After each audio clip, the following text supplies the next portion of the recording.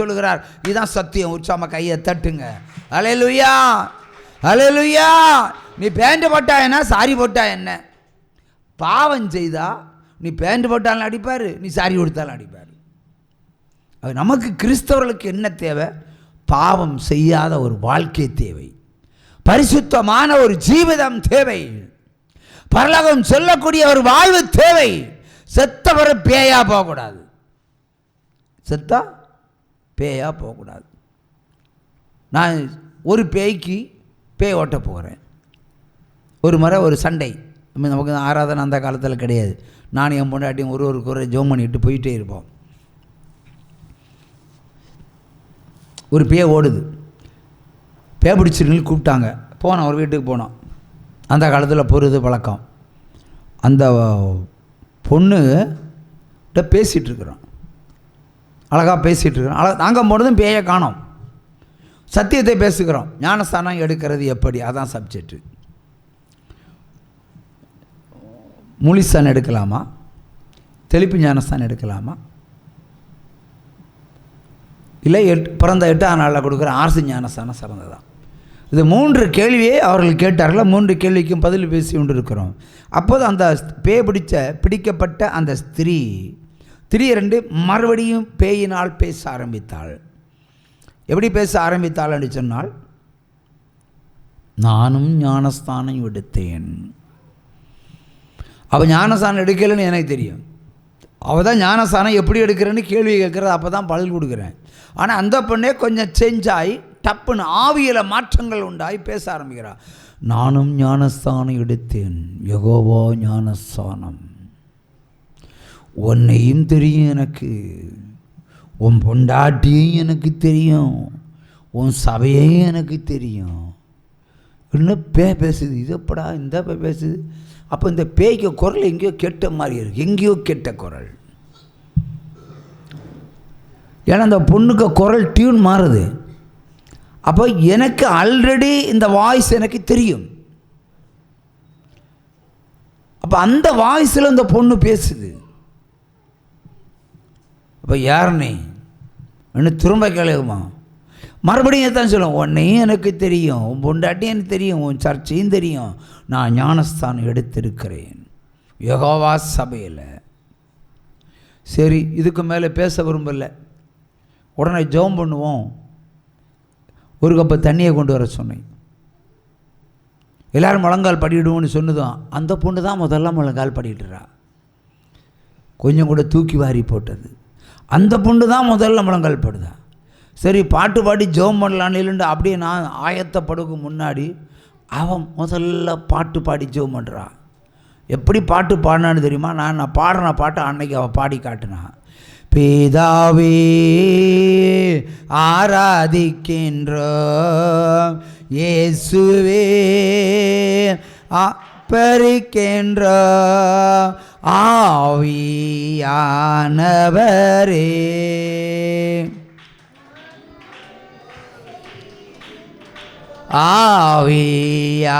ஆவியானவரே உம்மில் அன்பு செய்கின்றோம். இந்த பொண்ணு இந்த பாட்டை பாடும்போது எல்லோரும் கூட பாட ஆரம்பிச்சிட்டாங்க. நான் பாட்டை நிறுத்திட்டேன். ஏன்னா பாடுறது பேயின்னு தெரியும். ஆனால் பேய் பாடுற பாட்டு எது? பெர்க்மான்ஸனுடைய பாடல். எப்படி பாடணும்? அடுத்த கட்டம் எடுக்குது, அடுத்த கட்டம் பாடுது, அடுத்த கட்டம் பாடுது. பாடி அங்கே ஜெபம் கிடையாது. ஸ்தோத்திரம் கர்த்தாவே, ஸ்தோத்திரம் கர்த்தாவே, ஸ்தோத்திரம். உண்மை நம்புகிறோம் ஆண்டவரே, உண்மை நம்புகிறோம் ஆண்டவரே, உண்மை விசுவசிக்கிறோம் ஆண்டவரே, எங்கள் நல்ல தகப்பனே, எங்களுக்காக அடிக்கப்பட்டவரே, எங்கள் பாவங்களை கழுவி தீர்த்தவரே, உமக்கு ஸ்தோத்திரம்னு சொல்லி ஊழியக்காரன் தோக்குற அளவுக்கு ஜெபம் பண்ணி முடிச்சுட்டா. நான் இவ்வளோ தான் சொன்னேன். அவர் நிறைய நேரம் ஜெபம் பண்ணான், நிறைய நேரம் ஜெபம் பண்ணான். அந்த பாட்டை முழுமையாக பாடி நான் கையை கட்டி சும்மா தந்தேன். என் பொண்டாடி கூட பாடிட்டா. அவளுக்கு சத்தியம் புரியல. ஏன்னா இவளுக்குள்ள பரிசுத்த ஆவி வந்து இவ பாடுறான்னு இவன் நினச்சா.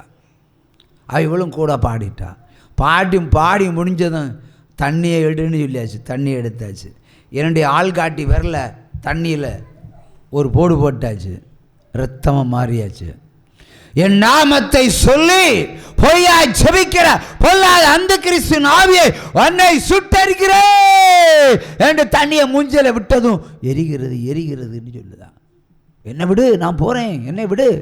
உன்னை போகிறதுக்கு ஒன்று தான் விடலை, உன்னை எரிச்சுத்தான் அனுப்புவேன். என்ன பாட்டாக பாடுற நீ? பெர்க்மான்ஸ் பாட்டு பாடினா நாங்கள் நம்பிடுவோமா? நான் நம்பிடுவேனா? நீ பயங்கரமான அபிஷேகம் பெற்ற ஸ்திரியை போல ஜெபம் பண்ணா நான் நம்பிடுவேனா? உன் பேர் என்னது? தற்கொலை செய்து நாண்டு கட்டி செத்தவன் நீ ஊழியக்காரத்தில் படுத்து பிள்ளை உண்டாகி அதுக்கப்புறம் நீ பைத்தியமாகி எலும்பும் தோலுமாய் படுத்து கிடந்து அதிலிருந்து உனக்கு மீட்பை 7 நாள் உனக்கு சுகம் கொடுத்த ஊழியம் இது. 7 நாளில் சினிமா ஆர்டிஸ்ட் போல கடந்து வந்தாய். ஆனால் உன் தாய் உன்னை கட்டாயப்படுத்தி மலவள என்ற சபைக்கு உன்னை அனுப்பின ஒரே காரணத்திற்காக தூங்கி செத்தவன் நீ. இப்போ இங்கே வந்துட்டியா நீ? இப்போ சத்தியம் இதான் பரிசுத்த ஆவியினுடைய ரகசியம். உண்மையை கையை தட்டுங்க. அல்லேலூயா. பாருங்க, ஒரு அபிஷேகம் பெற்ற பெண், ஒரு ஞானஸ்தானம் எடுத்த பெண் ஊழியக்காரத்தில் பாவம் செய்கிறாள். ஆண்டவர் அடிச்சார். விரத கட்ட மாதிரி படுத்து கிடந்தா, விரத கட்ட மாதிரி தூக்கி தான் போடணும். லெஃப்ட் சரியானுமா இப்படி எடுத்து மறைச்சு போடணும். அடுத்து கொஞ்சம் நேரம் தாண்டி இதை தூக்கி இப்படி போடணும். அடுத்து கவிழ்த்தி போடணும். இதுதான் தாய்க்கு வேலை. தாய்க்கு வேலை இதுதான். நாங்கள் ஒரு மாலை நேரத்தில் இன்னொரு வீட்டுக்கு போகும்போது சம்பவத்தை சொன்னார்கள். ஒரு பாட்டில் எண்ணெயை மட்டும் ஜோமணி கொடுத்தோம், பூசு சரியாயிருவான்னு. நான் காமெடி போல் ஒரு வார்த்தை சொல்லிட்டு நாங்கள் வந்தோம். 7 நாள் தாண்டி அந்த பொண்ணும் தாயும் இப்படியே நடந்து போகிறார்கள். ஆண்டு சொன்னார், கையை தட்டி கூப்பிடுன்னு சொன்னார். நான் சொன்னேன், அழகாக இருக்கிறா, இந்த பொண்ணை பார்த்து கையை தட்டி கூப்பிட்டா பொண்ணு செருப்பையில் கழட்டும் கூப்பிடுன்னு சொன்னார். எந்த பொண்ணுன்னு எனக்கே தெரியாது, நான் பொண்ணை பார்த்ததே கிடையாது. அப்போ கூப்பிட்டதும் ஆண்டோடைய கேள்வி வந்து, எங்கே போகிறீர்கள்? அது ஜப்ரி பாஸ்டரை பார்க்க போகிறேன். பேரை ஒழுங்காக சொல்ல தெரியல. நான் தான், வா உள்ள வானாச்சு. எங்கேருந்து வர்றீங்க? இடத்த சொன்னாங்க. ஓ, அது நீ தானா? அப்போ ஒரு கட்டளை கொடுக்குறாரு, அந்த அம்மாவை கட்டளை கொடுக்குறாரு. விடுதலை கிடச்சி, நீங்கள் கொடுத்த எண்ணெயில் அவளுக்கு விடுதலை கிடச்சிது. 6-7 மாதமாக படுத்த படுக்கையாக கிடக்கிறான். எண்ணெய் பூசினதும் விடுதலை கிடச்சி. சாத்தான் போனதும் உடம்பு சரியாயிடுச்சு. ஆமாம் பாஸ்டர், ஏன் இது எதனால் இது வந்ததுன்னு கேட்டான். நான் சொன்னேன், உன் மகள் செய்த பாவத்தினால் வந்ததுன்னு. உடனே மகளை முறைக்கிறா, பல்ல கடிக்கிறான். இதுக்குள்ள ஸ்தோத்திரம் ஸ்தோத்திரம்னு 4 ஸ்தோத்திரம்னு சொல்லிடுவான். நிறைய பேருக்கு அப்படி தான், வாயில் சும்மா ஸ்தோத்திரம் வந்துடும், அப்புறம் பல்ல கடிப்பான். யார் கூட பாவம் செய்தின்னு தோள்பட்டியில் அடிக்கிறா. ஏய் சும்மா இருன்னு. பாஸ்டர், யார் கூட தப்பு பண்ணவன்னு சொல்லுங்களா? அதெல்லாம் சொல்ல முடியாதுன்னு. இல்லை, நான் யார்கிட்டையும் சொல்ல மாட்டேன், பைபிள் ப்ராமிஸாக சொல்ல மாட்டேன். சும்மா பைபிள் எடுத்து ப்ராமிஸ், கடவுள் சத்தியம் சொல்ல மாட்டான். சொல்லிடுவா, அந்நிய பைசல் நிரம்பிடுவாவா. நான் நீ சொல்லுவேன்னு தெரியும், ஆனால் சொல்ல மாட்டேன். அதை மீறி நான் சொன்னேன்னு வை, நீ அதை மீறுவ. நீ மீறினு வை, உன் மகளை நீ உயிரோடு பார்க்கவும் மாட்டாய். 3 தீர்க்கதரிசனம் டப்பு டப்புன்னு சொல்லியாச்சு. இதே மண்ணில் தான் சொன்னோம். அன்னைக்கு வெறும் தரைத்தளம் தான் உண்டு, பில்டிங் கிடையாது, வெறும் மண்ணு தான் உண்டு. மண்ணில் இருந்து சொன்ன தீர்க்க தரிசனம். அந்த தாய் சொன்னேன், சபை போதகருக்கும் இவளுக்கும் ஏற்பட்ட காதல் நிமித்தம் கர்ப்பமாய் கர்ப்பத்தை கலைத்ததனால் ஏற்பட்ட கர்த்தருடைய அடி. அவ்வளோதான், உருகிட்டு உடம்பு. சாத்தான உள்ள விட்டார். பாஸ்டரை போய் நான் சொன்ன மறுபடியும் சொன்னேன், பாஸ்டரை கை வைக்காத. பாஸ்டர் வந்து பரலோகத்தினுடைய வித்து, அவன் பாவம் செய்தான் ஆண்டவர் கொடுத்துருவார், நீ கொடுக்க போவாத. அவன் நேராக பாவாடையும் வரைஞ்சி கட்டிட்டு நேரம் அங்கே தான் போயிட்டா. சபையில் போய் பாஸ்டருக்கு 2 அடி கொடுத்தா. நேராக வீட்டுக்கு வந்தா, அடியும் கொடுத்துட்டு, இனி ஒன்றை கல்யாணம் பண்ணி கொடுக்க மாட்டேன், என்ன வந்தாலும் கல்யாணம் பண்ணி கொடுக்க மாட்டேன், ஒன்றை மலை வலையில் நான் பொருத்தனை பண்ணியாச்சு. எல்லோரும் என்ன பண்ணுது, மலை வலையில் பொருத்தனை பண்ணியாச்சு, நேர்ச்சை பண்ணியாச்சு, அங்கே கடை, அங்கே சாவு, அங்கே சோத்திர பலி, ஒன்றை கட்டி கொடுக்க மாட்டேன், நீ பிள்ளை பிரசவிக்காண்டான், மாப்பிள்ளையை பார்க்காண்டான். கட்டாயமாக திணித்தல். பலமுறை வார்ன் பண்ணினேன், அவளை படிக்க விடு, வேலை பார்க்க விடு, கல்யாணம் பண்ண விடு. அதற்கு பிறகு கணவன் மனைவியாய் பிற்காலங்களில் ஊழியம் செய்வார்கள். இதுதான் கர்த்தருடைய திட்டம் என்று சொன்னேன். கேட்கல, இவளெல்லாம் வீட்டில் வச்சுருக்க முடியாது, இவளெல்லாம் வீட்டில் வச்சுருக்க முடியாது, அனுப்பிடுவேன் மரவளைக்கு. கட்டாயமாக விடியற்கால வேளையில் அம்பாசிடர் கார் வந்தது. இந்த மகன் நல்லா அம்மா கிட்ட கெஞ்சி பார்த்தா, நான் படிக்கணும் மம்மி, என்னை படிக்க விடுங்க, பரிசுத்தமாக இனி வாழணும், மனம் திருந்தல் நமக்கு வேணும். அந்த பிள்ளை மனம் திருந்துச்சு. ஆனால் அந்த தாய் விடலை, பிரம்மாணம் அவள்கிட்ட இல்லை, கட்டளையை மீறினாள். இவள் காரில் வலுக்கட்டாயமாக சூக்கேஸெல்லாம் தூக்கி கொண்டு வண்டிக்குள்ளே டிக்கியில் போடுறா. திரும்பி வரும்போது தூங்கி நிற்கிறான். செத்து போன ஆவி தான் இன்னொரு வீட்டில் ஏறி உன்னையும் தெரியும் உன் பொண்டாட்டியும் தெரியும்னு சொன்னது. அப்போ மனிதன் செத்து பரலோகத்துக்கு போகணும். டூப்ளிகேட் அபிஷேகம்லாம் பெற்று நரகத்துக்கு போகக்கூடாது. அப்படி நரகத்துக்கு இல்லைன்னு போனால் பேயை ஓட்டி எரிக்கிற வேலை என் வேலையாக தான் இருக்கும். கர்த்தர் என்ன தான் வச்சிருக்கிறார். உச்சமாக கையை தட்டுங்க. தேவர்களை எரிக்கக்கூடிய பாவர். அல்லேலூயா. ஆகவே ஒருவன் மெய்யான அபிஷேகத்தை பெற்று மெய்யான வல்லமையை பெற்று பாவம் செஞ்சால் கூட மாறுங்கன்னு தான் கேட்குறேன். மனம் திருந்துங்கன்னு சொல்கிறேன். திரும்ப அந்த பக்கம் போகாதீங்க. செஞ்ச போது தண்டனை நிறைவேற்றுங்க. தண்டனை தான் பொருத்தனை. அவன் என்ன பண்ணா, பிள்ளைய கொடுத்துட்டா. நிறைய பேர் தாய்மார்கள் உண்டு. தாய்மார்கள் ஊழியத்து போக மாட்டாங்க. பிள்ளை பிறக்க முன்னாடி சொல்லிடுவாங்க, என் பிள்ளையா நான் ஊழியத்துக்கு அனுப்பிடுறேன். பார்த்தாச்சுன்னா புள்ள பிரசவித்த பிறகு புள்ள போகிறதும் மெட்ரிகுலேஷன் ஸ்கூலுக்காக இருக்கும். வளர்ந்த பிறகு பெரிய பள்ளிக்கூடமாக இருக்கும். அதுக்கப்புறம் பெரிய காலேஜாக இருக்கும். அப்புறம் பெரிய வெளிநாட்டுக்கு அனுப்பி காசு சம்பாதிக்கிற வேலை நிறைய தாய்மார்களுக்கு. பொருத்தனா பண்ணுனா அதை நிறைவேற்றலைன்னா அவனையும் சங்கரிப்பார், அவளையும் சங்கரிப்பார். உபாகமாக 23, 21, 22, 23 பிரமாணம். அது யாருமே தலைப்பிள்ளைகளெல்லாம் நீங்கள் பொருத்தனை பண்ணாதீங்க. வாயினால் அவருக்குரியதை அவர் பார்த்துக்கிடுவார். நீங்கள் கர்ப்பம் திறந்து பிறக்கிற அது ஆடானாலும் மாடானாலும் கோழியானாலும் எதுவானாலும் முதல் பிள்ளை கர்த்தருக்குரியது. அதை போய் நான் தருவேன், அதை போய் நான் தருவேன், அதை போய் நான் தருவேன்னு பொருத்தனை பண்ணாதீங்க. திருட்டு விசுவாசிகளாக இருக்காதீங்க, அந்தி கிறிஸ்து விசுவாசிகளாக இருக்காதீங்க. அங்கே பொருத்தனை என்பது உங்களுடைய கையின் பிரயாசத்தினால் உண்டாகிற பொன்னும் வெள்ளியும் பணமும் தான்.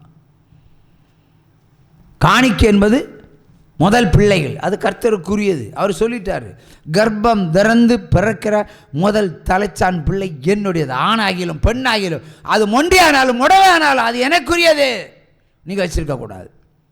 அதை போய் உமக்கு தருவேன், உமக்கு தருவேன். இதான் பொருத்தனை. ஒரு ஸ்திரீ சொல்கிறா, ஒரு பிரபலமான ஊழியக்காரி, என்னை கேட்டால் கோபம் வருது, புறம்போக்கு ஊழியக்காரின்னு சொல்கிறேன். பெரிய தீர்க்கதரிசி நான் ஊழியம் செய்கிறாளாம். பொண்ணு கர்ப்பம் ஆனா, பல வருடங்களுக்கு முன்னாடி கர்ப்பம் இருக்கிறான். பல முறை அழிஞ்சு போயிடுச்சு. இந்த முறை குழந்தை தங்கச்சி லாஸ்ட்டில் குழந்தைக்கு ஊனம். டாக்டர் சொன்னாரன், ஊன பிள்ளையை பிரசவிக்க போகிற கொல்லுக்கு தீர்மானித்தா. தாயும் மகளும் தீர்மானிக்கிறார்கள். பெரிய ஊழிய குடும்பம். ஆனால் கேட்குறது என்கிட்ட. அது எப்படி நாளைக்கு அபார்ஷன் நடக்குது, நான் ஜெபம் பண்ணணுமா? அப்போ ஒரு பிள்ளை கொல்றதுக்கு நான் ஜெபம் பண்ணணுமா? இதெல்லாம் வேறு ஊழியத்தை பார்த்துட்டு நம்ம ஊழியத்தில் நடக்காது. நான் சொன்னேன் ஒரு பொருத்தனை செலுத்தி கர்ப்பத்துக்குள்ளே போய் ஆண்டவர் என்ன பண்ணுவார், கோணலான செம்மையாக்குவார். 2000 பேருக்கு சுவிசேஷம் அறிவிக்கிற பொருத்தனை காணிக்க நிறைவேற்றும். அது நான் சுவிசேஷம் அறிவிக்கிறேன். நீ சுவிசேஷம் அறிவிக்க காசுக்கு, நான் சுவிசேஷம் செலவு பண்ணுறதுக்கு வாங்கி செலவு பண்ணுவேன். புத்தகம் அடிச்சு ஜனங்களுக்கு கொடுப்பேன், அது போய் சேரும். நீ ஒரு வீட்டுக்கு ஊழியத்து போவ, காசு இல்லைன்னா தொடர்ந்து போவியா? நீ தொடர்ந்து போவியா? போக மாட்ட. இது வேற மாதிரி ஊழியம். இந்த உயிரை காப்பாற்று. தாய் தகப்பனுடைய சாபம் கர்ப்பத்துக்குள்ள ஊனமாக இருக்கிறது, அதை கழுவு. நீ சர்ச்சு நடத்து, நீ என்ன வேணும் பண்ணிக்கோ. இந்த ஊழியத்தில் புத்தகம் அடிக்கிறது தான் சுவிசேஷம் உடன்படிக்கை. அதை செஞ்சால் நாளைக்கு அபார்ஷன் நடக்காது, செய்யலைன்னா நடக்காது. நாளைக்கு நடக்காது, அவ்வளோதான். அவள் எனக்கு 2 டோஸ் தந்துட்டு நேராக ஆஸ்பத்திரி போனால் டாக்டர் லீவ் போட்டு போயிட்டார். அபார்ஷன் பண்ணலை. அன்னைக்கு ஒரு வாரம் தாண்டி மறுபடியும் கூப்பிட்டாங்க, பாஸ்டர் ஜெபம் பண்ணுங்க. உனக்கெல்லாம் ஜெபம் பண்ண முடியாது, கர்த்தருடைய கட்டளை கீழ்ப்படி, அப்புறமா ஜெபம் பண்ணுறேன், ஒரு உயிர் கிடைக்கும். இல்லைன்னா பிரசவித்தாலும் நீ பொறுத்தான செலுத்தான், நான் பிள்ளையை பிரசவிச்சுக்கோ. ஊனமாக இருந்தாலும் வளர்த்து, குருடனாலும் வளர்த்து, அது உனக்கு தர பனிஷ்மெண்ட். கர்த்தர் தருகிற சிக்ஷையை, பனிஷ்மெண்டை நீங்கள் ஏற்றுக்கொள்ளப்பட்டால், நாளைக்கு சொல்லிங்க, பிள்ளை சிவப்பு பிள்ளை பிறந்தாதான் நான் ஏற்றுக்கொள்வேன், கருப்பு பிள்ளைகளை நான் கொன்னுருவேன்னு சொன்னா என்ன செய்யணும்? பெண் பிள்ளை பிறந்தா கொல்லுவேன்னு சொன்னா என்ன செய்யணும்? ஆண்டவர் உங்களை பின்தொடர்ந்து உன் குடும்பத்தையே கொன்று குவித்துருவார் ஆண்டவர். உற்சாகமா கையை தட்டுங்க. பிள்ளை என்பது உயிர், கருப்பா சிவப்பா வெளுப்பா என்பது முக்கியமல்ல. பழைய காலத்து ஆட்கள், குடும்பஸ்தர்கள் சொத்து ஆசையை பார்த்தா பத்தானத்தை பத்தாங்க. படிச்ச உங்களுக்கு அறிவில்லைன்னா என்ன செய்யணும்? முட்டாள்கள், கர்ப்பத்திலே கொலைகாரிகள், கர்ப்பத்திலே கொலைகாரர்கள் பரலோகம் போக முடியுமா? முடியவே முடியாது. அதை முடியும்னு சொன்னா அது பாவம்னு உணர்ந்து மனம் திருந்தி பொருத்தனை செலுத்தி பாவமன்னிப்பை பெற்று பரலோகத்துக்கு போகலாம். இல்லைன்னா செத்து நரகத்துக்கு போய் ஒரு பேயா இன்னொரு வீட்டில் வருவேன். அப்போது நான் தான் வரணும் ஒன்று அழிக்கிறது. உற்சாகமாக கையை தட்டுங்க. இங்கிருந்து தப்புனாலும் அங்கே விட மாட்டேன். உற்சாகமாக கையை தட்டி, இந்த தெய்வம் நம்ம தெய்வம், நல்ல தெய்வம்.